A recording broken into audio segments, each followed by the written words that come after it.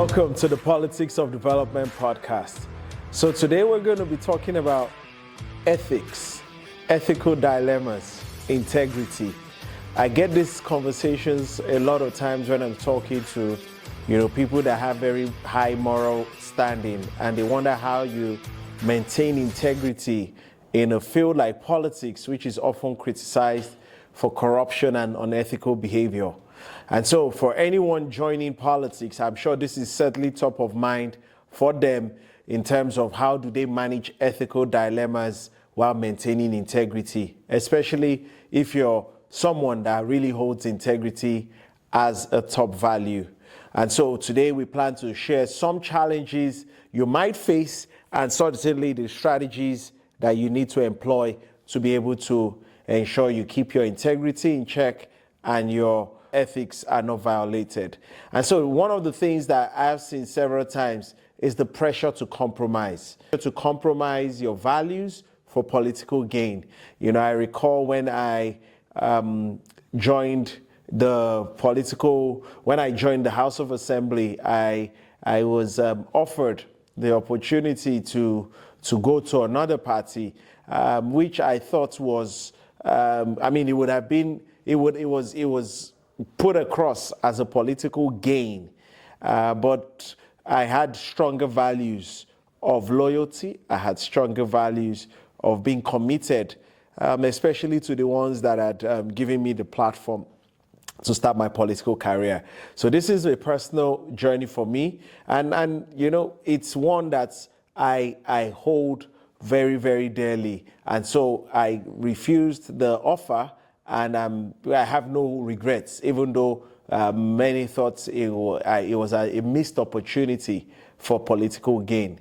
And so you must understand very clearly that you want to stay with your values, stay with your ethics. I recall another story where, in my constituency, we have a rotational policy, and many had come to me to disrupt that policy, that arrangement for political gain, which was to run for a second term.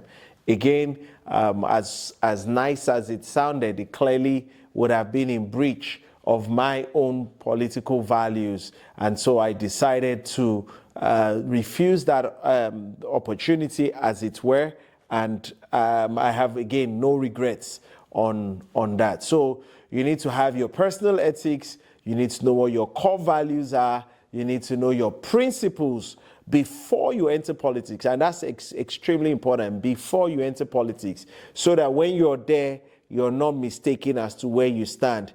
You must have an ethical code, something that is guiding your decisions. You must have values, because sometimes it's not totally black or white, is it? And so you must make sure that even what look like seemingly gray areas, you can make the right decisions. The second challenge I have seen ethically is dealing with unethical practices within the political system. We're talking about power. And people do different things to get power, particularly when it's something that is so hotly contested for. And so during campaign, I recall several offers, so to say, to partake in what were below my own values and things that, even if it was commonplace within the political system, it was certainly below my values and below the sort of person I wanted to be. And so I obviously considered the long-term values, and I spoke to some other Christian politicians that were able to quickly identify to me the cunning booby traps that could lay behind such offers. And that really helped me to make a decision without any issues. And so you must consider the long-term consequences and not just the short-term gains that is always peddled around, especially when the pressure is on. I think that's the second thing. And then another one I've seen in time past is balancing party loyalty with your personal convictions, and this is another thing whereby you're supposed to be loyal to the candidate party. You're supposed to do what the party wants. And in fairness, when you're within a party, you want to support the party and give the best. But it must never be against your personal convictions.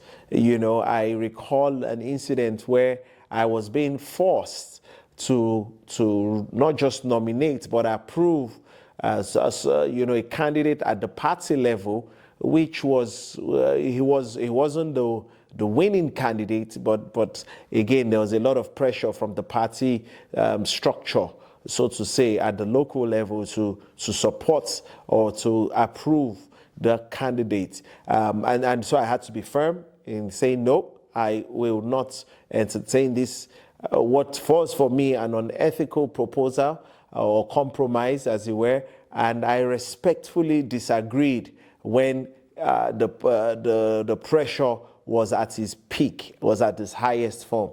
It did cause a lot of rift, it did cause a lot of challenges, but I went to bed knowing I had done the right thing. And that's how most ethical situations are going to be. They're going to rock you, they're going to shake you, but you have what you call the peace of mind when you stay with your values and you stay with your ethics. So I want to implore you and encourage you that you must remember that maintaining integrity in politics is an ongoing process.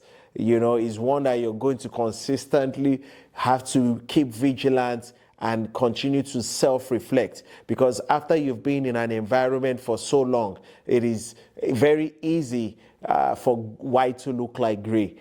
If you don't have those constant reminders, that constant reflection, that is not just about following rules or about, you know, trying to come across as a certain thing, but rather you must cultivate a deep-seated commitment to ethical behavior. Your integrity may be all that stands you out. And indeed, the interesting thing is that everybody has a brand, and if your ethics guides your brand, everybody else knows, and that might just be what you need to distinguish you from the others and earn your trust with your constituents and colleagues. So I want to encourage that you prioritize ethical behavior, ethical conduct right from the start of your political career. Let it be known that this is who I am. Let it be known publicly, this is what I stand for. And that will help you to foster a culture of integrity within the party system. And everybody will come to respect you for that. They would bring certain things to you, or they won't bring certain things to you that when they know that your values will be your determining factor. Certain rooms you would not enter, certain rooms you will not be allowed to participate in because of your strong ethics and values. But I also will let you know that your benefit is not just going to be on the short term, but it will be long term, and it will contribute to the overall health of democracy and democratic institutions. So just remember that in the short term, you might feel you have lost out, but in the long term, you never really lose out. You keep your reputation, you keep your name, you keep your values, you keep yourself. I hope this helps you. Until we say again, stay blessed and be good.